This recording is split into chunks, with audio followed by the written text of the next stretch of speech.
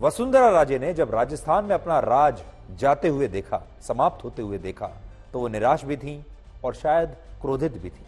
लेकिन शिवराज सिंह चौहान ने अपना राज जब जाते हुए देखा तो उन्होंने ऐसी निराशा नहीं दिखाई, उन्होंने बहुत मैच्योरिटी, बहुत परिपक्वता दिखाई। बल्कि वो इस मुश्किल समय में भी विनम्र बने रहे, सहज बने रहे, लगातार मुस्कुराते रहे और आज उन्होंने कहा कि वो पार्टी से कुछ मांगने से पहले मरना पसंद करेंगे।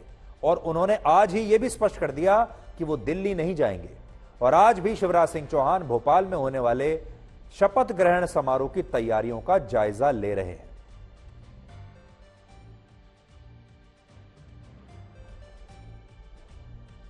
एक बात मैं बड़ी विनम्रता के साथ कहता हूं कि अपने लिए कुछ मांगने जाने से बेहतर मैं मरना समझूंगा।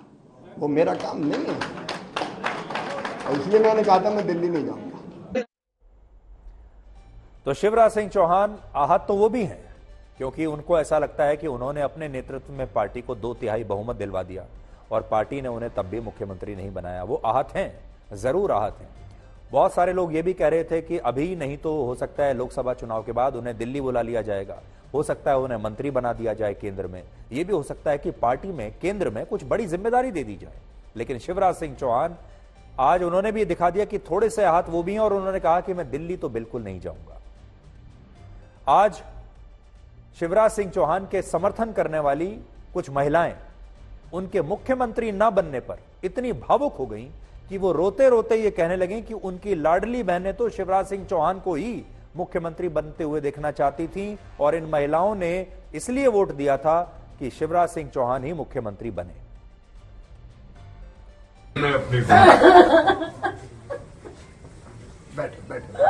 आप सबके चाहते हो और बहन के मध्य प्रदेश में एक बैठ के चाहते हो आप। हम आपको नहीं छोड़ेंगे। मैं भी कहाँ जा रहा हूँ, मैं भी नहीं छोड़ूंगा। आपको नहीं छोड़ने का वो वाली बात नहीं है, लेकिन बात ये है कि आपने इतनी मेहनत की और आपने हमने आपके लिए, बहनों ने आपको चुना है, आपको वोट दिया था भैया मध्य प्रदेश में। मध्य प्रदेश में बीजेपी ने 58 वर्ष के मोहन यादव को मुख्यमंत्री बनाया, शिवराज सिंह को नहीं बनाया।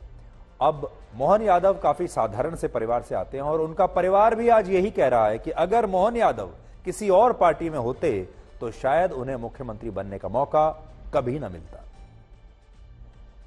बहुत खुशी हो रही है, बच्चे का तो कोई ठिकाना ही नहीं है। हाँ, चल रहा था नाम ऐसा, एकदम पूरा पता तो नहीं था, मेहनत का फल मिला है। इतनी मेहनत करी है तो उसका फल दिया भगवान ने। हमेशा काम अच्छा करा था। सीढ़ी एक कड़ी मेहनत से चढ़ी है, उसका फल आज हमारे मामा जी को, हम सबको मिला है, क्योंकि उनने और ईमानदारी से, बहुत ईमानदारी से करा है देश के लिए काम, तो उसका फल उनको मिला है। अरे बहुत खुशी हो रही है हमारे भाई जीता तो, और सभी का करते हैं और बहुत तरक्की करेंगे और आगे भी बहुत तरक्की करेंगे। वो ये तो बाबा महाकाल की कृपा है, बाबा महाकाल की कृपा है, महाकाल की कृपा से बहुत आगे बढ़ रहे हैं। महाकाल तो बहुत बड़े भक्त है। महाकाल तो जब यहाँ उज्जैन आते तो महाकाल तो जाना होता ही था उनका भी। हाँ हाँ, भगवान महाकाल का आशीर्वाद है, पार्टी का आशीर्वाद है और निश्चित रूप से बहुत खुशी की बात है। तो देखिए, बड़ी बात यह है कि एक खास बात बीजेपी ने जो की है, तीनों ही राज्यों में उन्होंने मुख्यमंत्री बदल दिया, एक नए व्यक्ति को मुख्यमंत्री बनाया। पीछे से सबसे पीछे वाली पंक्ति में जो उनका नेता खड़ा हुआ है, जिसने मेहनत की है, जो कार्यकर्ता है लंबे समय से, उसे मुख्यमंत्री का पद दिया और हर नेता, हर मुख्यमंत्री के साथ 2-2 उप मुख्यमंत्री भी अटैच कर दिए। एक नया फॉर्मूला है 1+2 का, तीनों राज्यों में उन्होंने किया है। राजस्थान, मध्य प्रदेश और छत्तीसगढ़ में जिस तरह से मुख्यमंत्री और उप मुख्यमंत्री पद के लिए नेताओं का चुनाव हुआ है, उससे 5 बड़ी बातें आज आपको समझनी चाहिए। कौन सी बड़ी बातें हैं? विश्लेषण।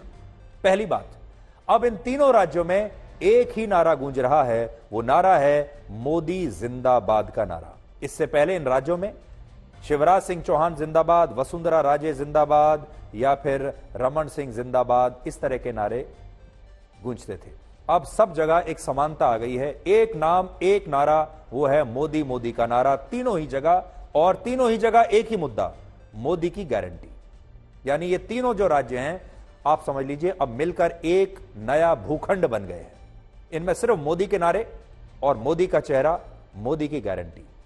दूसरा, अब कार्यकर्ता खुश हैं और बड़े बड़े नेता निराश हैं, क्योंकि कार्यकर्ताओं के बीच में से मुख्यमंत्री बनाए जा रहे हैं। तो पार्टी के जितने कार्यकर्ता हैं, जो असली जो मेहनत करते हैं, देखिए आज हम तमाम जितने भी कार्यकर्ता हैं उनको सलाम करना चाहते हैं, चाहे किसी भी पार्टी के हों, क्योंकि कोई भी पार्टी जब जीतती है उसका सबसे पहला श्रेय कार्यकर्ताओं को जाता है। सबसे ज्यादा मेहनत कार्यकर्ता करते हैं, लेकिन सबसे कम श्रेय उनको मिलता है, सबसे कम पुरस्कार, सबसे कम इनाम उन्हीं को मिलता है, और उनका कभी नाम तक नहीं आता कहीं। वो कार्यकर्ता ही रह जाते हैं, कार्यकर्ता का कोई नाम भी होता है पता नहीं चलता।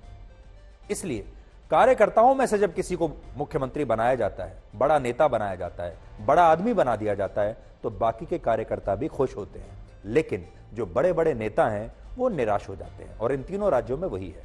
तीसरी बात, अब सीजन्ड नेताओं का सीजन खत्म हो चुका है। इससे पहले इन तमाम बड़े बड़े नेताओं को कहा जाता था ये बड़े सीजन्ड नेता हैं, इन्होंने दुनिया देखी है, राज चलाया वर्षों तक। और आप देखिए सिर्फ बीजेपी ही नहीं, अशोक गहलोत को देखिए, कमलनाथ को देखिए, बघेल को देखिए, आप अब शिवराज सिंह चौहान को देखिए, वसुंधरा राजे को देखिए। ये सारे सीजन्ड नेता माने जाते हैं। अब इनका सीजन समाप्त हो चुका है। रमन सिंह, इनमें एक और भी हैं, उनका सीजन समाप्त हो चुका है, यानी उनकी एक्सपायरी डेट आ चुकी है। ये जनता ने और पार्टियों ने बता दिया है। चौथी बात, अब बीजेपी को मुख्यमंत्री नहीं बल्कि प्रशासनिक अधिकारी चाहिए, और वोट लेने का काम अब मोदी की गारंटी का है। इसमें एक थोड़ा सा आपको मैं एक्सप्लेन करता हूं। बहुत सारे लोग ये पूछ रहे हैं कि ये जितने भी मुख्यमंत्री बनाए हैं ये बहुत जूनियर हैं, अनुभवहीन हैं, इन्होंने कभी सरकार चलाई नहीं, इन्हें सरकार चलाने का कोई अनुभव नहीं है। इतने कम अनुभव वाले लोगों को मुख्यमंत्री बना दिया। 5 महीने के बाद लोकसभा के चुनाव हैं, तो ये कैसे पार्टी को जिताएंगे? ना तो इनकी पार्टी पर कोई पकड़ है, क्योंकि ये खुद बड़े जूनियर रहे हैं, ना ही राज्य के प्रशासन पर इनकी कोई पकड़ है, और ना ही ये राज्य में कोई बहुत जनता के बहुत लोकप्रिय नेता हैं। तो फिर ये कैसे करेंगे? क्योंकि इन्होंने बहुत बड़े जूते में अपना पांव फंसा लिया है। लेकिन यहां स्पष्ट करने वाली बात यह है कि पार्टी इनसे चाहती भी नहीं कि ये वोट लें या पार्टी को सीटें दिलवाएं। स्पष्ट है, पार्टी अब ऐसा मुख्यमंत्री नहीं तलाश रही जो कि जनता के बीच में लोकप्रिय होगा, वो वोट लाएगा, वो सीटें दिलवाएगा और बीजेपी को जितवाएगा।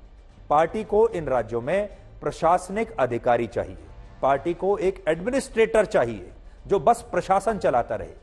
पार्टी को वोट दिलाने का, चुनाव जीतने का काम है प्रधानमंत्री मोदी का। बीजेपी चुनाव जीतेगी प्रधानमंत्री मोदी के चेहरे पर, चुनाव जीतेगी मोदी की गारंटी पर। इन लोगों को सिर्फ इतना काम दिया गया है कि जो योजनाएं दिल्ली से प्रधानमंत्री मोदी और जो रणनीति अमित शाह बनाकर भेजें, आपको पूरी ईमानदारी के साथ उस योजना को, उस रणनीति को जमीन पर लागू करना है। और प्रधानमंत्री मोदी की जितनी भी योजनाएं हैं सोशल वेलफेयर की, उन्हें गांव-गांव में हर परिवार तक पहुंचाने की जिम्मेदारी आपकी है। वोट मत मांगिए, वोट तो मिल ही जाएंगे। तो इनकी जो जिम्मेदारी है वो बिल्कुल अलग है। इसलिए आप कह सकते हैं कि ये मुख्यमंत्री नहीं, मुख्यमंत्री अब समाप्त हो गई बीजेपी में। अब बीजेपी प्रशासनिक अधिकारी, राज्य का मुख्य प्रशासनिक अधिकारी नियुक्त कर रही है। पांचवी बात, बीजेपी एक ऐसा कमल का फूल है जिसमें हर जाति और हर समुदाय का नेता आज आपको दिखाई देगा, और इसे आप प्रधानमंत्री मोदी की नई तरह की सोशल इंजीनियरिंग कह सकते हैं। जो मैंने आपको बताया 1+2 का फॉर्मूला, यानी हर राज्य में 3 लोग नेतृत्व कर रहे हैं, और उन 3+3 यानी ये 9 लोग ऐसे हैं जो लगभग हर जाति का, हर वर्ग का प्रतिनिधित्व कर रहे हैं। हर जाति समुदाय को जगह दे दी गई है, और इस बात को आप इन तीनों राज्यों में मुख्यमंत्री और उप मुख्यमंत्री के कॉम्बिनेशन से समझ सकते हैं। मुख्यमंत्री मोहन यादव जिस यादव समुदाय से आते हैं, उनका उत्तर भारत की राजनीति में बड़ा प्रभाव माना जाता है। अभी तक ये यादव वोट जो थे, ये या तो अखिलेश यादव की जेब में थे या लालू यादव की जेब में थे। बिहार में सबसे ज्यादा 14.3%, झारखंड में 14%, छत्तीसगढ़ में 8%, मध्य प्रदेश में 12% और उत्तर प्रदेश में 10% वोट यादवों के हैं। और बड़ी बात यह है कि उत्तर प्रदेश और बिहार जैसे राज्यों में यादव समुदाय के एकमुश्त वोट वहां की क्षेत्रीय पार्टियों को मिलते हैं। और वो कौन सी पार्टियां हैं? ये हैं उत्तर प्रदेश में अखिलेश यादव की पार्टी समाजवादी पार्टी और बिहार में लालू यादव की आरजेडी इनके पास है, क्योंकि यादव वोटों के सबसे बड़े ठेकेदार यही है। लेकिन बीजेपी ने मध्य प्रदेश में मोहन यादव को बनाकर मुख्यमंत्री ये संदेश दिया कि बिहार में अगर यादव समुदाय के लोग लालू यादव की पार्टी को वोट देते हैं तो लालू यादव का अपना बेटा ही मुख्यमंत्री बनेगा। इसी तरह उत्तर प्रदेश में अखिलेश यादव को अगर यादव वोट देते हैं तो या तो वो खुद मुख्यमंत्री बनेंगे या उनके परिवार के बाकी सदस्य मंत्री बनेंगे। लेकिन अगर यादव समुदाय के लोग बीजेपी को वोट देते हैं तो वो आम लोगों के बीच से ही किसी एक ऐसे यादव नेता को मुख्यमंत्री की कुर्सी पर बैठा सकती है जो किसी बड़े राजनीतिक खानदान से नहीं होगा और जिसे यादव समुदाय से आया ऑर्गेनिक लीडर आप मान सकते हैं।